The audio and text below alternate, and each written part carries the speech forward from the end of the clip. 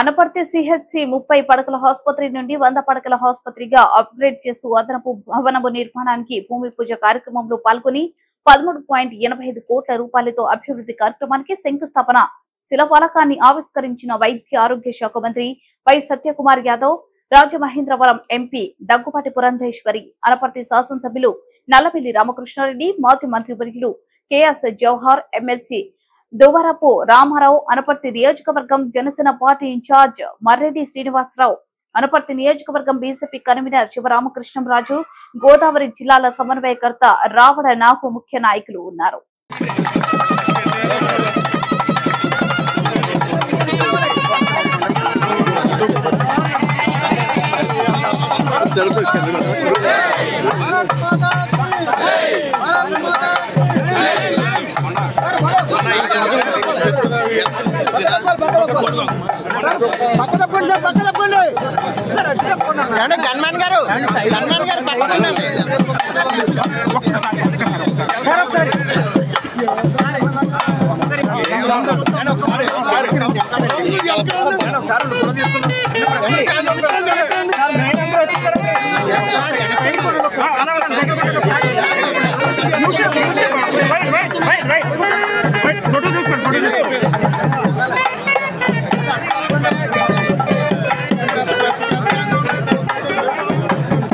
అందరికి ఓకేనా?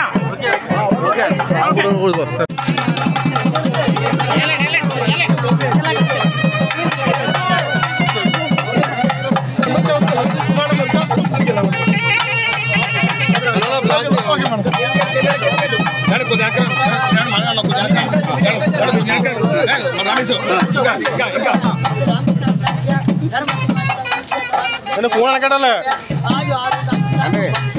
ఫోన్ ఏమండి, ఫోన్ తీయాలి.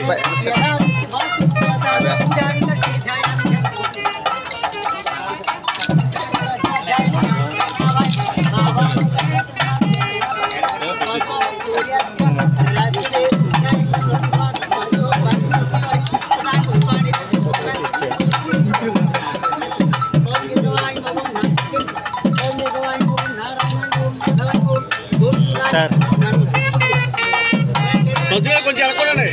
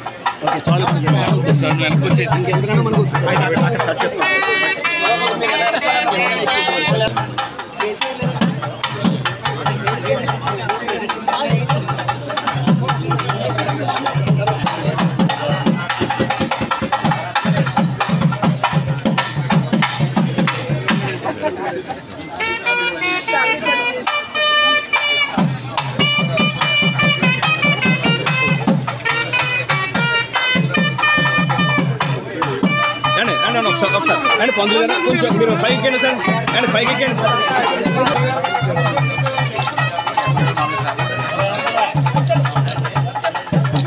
ఓకే శాఖ ఇప్పుడు ఎలా ఉందంటే 10 నెలల నుంచి 1 సంవత్సరం నుంచి జీతాలు కూడా ఇవ్వలేకుండా గత ప్రభుత్వం ఉండింది. ఇప్పుడు ఆ జీతాలు ఇవ్వాల్సిన బాధ్యత మా మీద పడింది. ఇవన్నీ కాకుండా హాస్పిటల్లో మెరుగైన మౌలిక సదుపాయాల కల్పన జరగడం కానీ, డయాగ్నోస్టిక్ ఎక్విప్మెంట్ తెప్పించడం కానీ, ఆసుపత్రుల్లో ఒక దేవాలయంగా నిర్మించాల్సిన గురుతర బాధ్యతను ప్రజలు మా మీద మోపారు. అయితే దురదృష్టవశాత్తు అటువంటి చలనం లేని చిత్తశుద్ధి లేని ఇన్సెన్సిటివ్ ప్రభుత్వాలు గతంలో ఉంటే ఇవాళ దేశంలో నరేంద్ర మోడీ గారు ఒక దార్శనిక నాయకత్వం ఉంది. పేదలకు అభివృద్ధి ప్రదాతగా పేరు కాల్చిన చంద్రబాబు నాయుడు గారు ఇక్కడ ముఖ్యమంత్రిగా ఉన్నారు. ఈ ఇద్దరి నాయకత్వంలో ఖచ్చితంగా ఆరోగ్య శాఖ రూపురేఖలు మార్చి ఈ రాష్ట్రంని ఆరోగ్య ఆంధ్రప్రదేశ్ గా నిర్మాణం చేయడంలో మాత్రం ఎన్డీఏ ప్రభుత్వం, మా ప్రజా ప్రభుత్వం ఖచ్చితంగా ముందుంటుందని తెలియజేసే ప్రయత్నం చేస్తున్నాం. అప్పులు జీతాలు రావట్లేదు. అప్పుడు ఆరోగ్యశ్రీ మీద మినిస్ట్రీలో ఆరోగ్యశ్రీ మీద నోటు ఇవ్వండి సార్ అని మా చీఫ్ సెక్రటరీ గారు చెప్తే ఆయన తెచ్చిస్తే ఎంత బకాయిలు ఉన్నాయా అంటే 2000 కోట్లు. ఇప్పుడు 2000 కోట్లు ఆరోగ్యశ్రీ బకాయిలు కట్టాలా అంటే పేదలకు దానికి కూడా నేను స్వయంగా ఆ ముఖ్యమంత్రిగా ఉంటున్న ఆయన తండ్రి గారు తీసుకొచ్చిన పథకం అని. అటువంటి పథకానికి కూడా పేదలకు వైద్యం అందించే దానిలో కూడా 2000 కోట్లు అప్పు పెట్టి బకాయిలు కట్టకపోతే ఏ ఆసుపత్రి మీకు మెరుగైన వైద్య సేవలు అందిస్తుంది? ఏ ఆసుపత్రి మిమ్మల్ని ఆరోగ్యశ్రీ కింద చేర్చుకుంటది? ఇబ్బంది వస్తే, కష్టం వస్తే, తీవ్ర అనారోగ్యం పాలైతే వాడి పరిస్థితి ఏంది? అంత చలనం లేని ప్రభుత్వం గతంలో ఉండేది. ఎక్కడ చూసినా మెడికల్ కాలేజ్ కట్టాలా లేదు, పైనుంచి కేంద్రం మొత్తం 1 పైసా మ్యాచింగ్ గ్రాంట్ గత 5 సంవత్సరాల్లో ఆరోగ్య శాఖలో ఇవ్వకపోగా కేంద్రం నుంచి నేషనల్ హెల్త్ మిషన్ ద్వారా వచ్చిన నిధులు కానీ, లేదా కేంద్రం నుంచి 15 ఫైనాన్స్ మిషన్ కింద ఏటా 500 కోట్లు నిధులు కానీ, లేదా నబార్డు కింద ప్రతి కాలేజీ నిర్మాణానికి ఇవాళ ఈ ఆసుపత్రికి కూడా కేంద్ర ప్రభుత్వమే NABARD rural infrastructure develop fund కింద 14 కోట్లు మంజూరు చేస్తే కేంద్ర ప్రభుత్వం ఇచ్చిన దాన్ని కట్టడానికి కూడా 5 సంవత్సరాలు వీళ్ళకి మనసు రాలేదంటే మీరు 1 పైసా కేంద్ర మ్యాచింగ్ గ్రాంట్ ఇవ్వకపోతే కేంద్ర ప్రభుత్వం ఇచ్చిన డబ్బుల్ని కూడా దారి మళ్ళిస్తుంది, లేదా మింగేస్తుంది. వీలైతే ఎంతో ఇంతో మింగేస్తుంది. అంటే ప్రజల ఆరోగ్యంతో కూడా ఆటలు ఆడుకునే ప్రభుత్వం ఉండింది. అయితే మీరు నమ్మకం ఉంచండి. ఇవాళ నేను చెప్తున్న సమస్య చెప్తే మీకు డిప్రెషన్ లో పోయేటట్టున్నారు మీరందరూ, అవునా లేదా? అంటే ఇటువంటి పరిస్థితి ఉందా? ఇంకా నేను చెప్పడం మొదలు పెట్టానంటే మీరందరూ 4-5 రోజులు డిప్రెషన్ లో ఉండిపోతారు. అటువంటి పరిస్థితి ఇవాళ రాష్ట్రంలో ఉంది. ఏం చేద్దాం? అయితే అదృష్టవశాత్తు అటువంటి ప్రభుత్వ పరిస్థితి ఉండింది. అదృష్టవశాత్తు ప్రజల కోసం, పేదల కోసం పనిచేసే ప్రభుత్వం ఈ రాష్ట్రంలో ఏర్పాటైంది. దానికి నరేంద్ర మోడీ గారి ఆశీస్సులు కూడా ఉంటాయి. కేంద్రంలో, రాష్ట్రంలో 2 ప్రభుత్వాలు కలిసి సమూలమైన మార్పులు తీసుకెళ్లి ప్రక్షాళన తీసుకొచ్చి నేను ముందుగా చెప్పినట్టుగా ఆంధ్రప్రదేశ్ ఒక ఆరోగ్య ఆంధ్రప్రదేశ్ గా నిర్మాణం చేయడానికి ఖచ్చితంగా ప్రయత్నం జరుగుతుందని తెలియజేస్తూ ఇవాళ అనపర్తి నన్ను ఆహ్వానించినందుకు, ఇంతమంది మిత్రులతో కలిసి అవకాశం కలిగించినందుకు ప్రత్యేకంగా నేను రామకృష్ణారెడ్డి గారికి ధన్యవాదాలు తెలియజేస్తూ ఇవాళ మాకు స్టేట్ ఎగ్జిక్యూటివ్ సమావేశం, చాలా పెద్ద సమావేశం మాకు రాజమండ్రిలో జరుగుతూ ఉంది. దాని గురించి మా గౌరవ ఎంపీ గారు కూడా వారు రాష్ట్ర అధ్యక్షురాలుగా ఉన్నారు కాబట్టి వారు వెళ్ళడం జరిగింది. మేము కూడా, ఎందుకంటే మొదట్లోనే మాకు క్రమశిక్షణ లేదనుకుంటారు, ఇంకా కాస్త సమయం ఇక్కడ గడపాలని ఉంది, అందరితో మాట్లాడాలని, ఆసుపత్రికి వెళ్ళి చిన్న సమస్యలు ఏమున్నాయో ఒకసారి సూపరింటెండెంట్ గారితో మాట్లాడి దాని పరిష్కారం దిశగా టైం ఫ్రేమ్ పెట్టుకొని చేయాలి అనే ఉద్దేశం ఉన్నప్పటికీ, అయితే అది చాలా అత్యవసర సమావేశం, చాలా ముఖ్యమైన సమావేశం కాబట్టి ఇద్దరు, పైగా సీనియర్ ఎమ్మెల్యే గారు, నేనంటే జూనియర్ని, నా తప్పు క్షమించేస్తారు, ఇంకా జూనియర్ కాబట్టి ఇప్పుడు ఎమ్మెల్యే గారు కాబట్టి అని. ఇంత సీనియర్ ఎమ్మెల్యే కూడా సమయపాలన పాటించకపోతే తప్పుగా అర్థం చేసుకునే అవకాశం ఉంది. కాబట్టి మీ ఎమ్మెల్యే గారిని తప్పుగా అర్థం చేసుకుంటే అది మీ అందరికి కూడా నియోజకవర్గంలో మంచిది కాదు. కాబట్టి మేము వెళ్లాల్సిన అవసరం ఉంది. అందుకని మీరు సెలవిస్తారని నేను కోరుకుంటున్నాను. సెలవిస్తున్నారా? మీరు వెళ్ళడానికి అనుమతి ఉందా?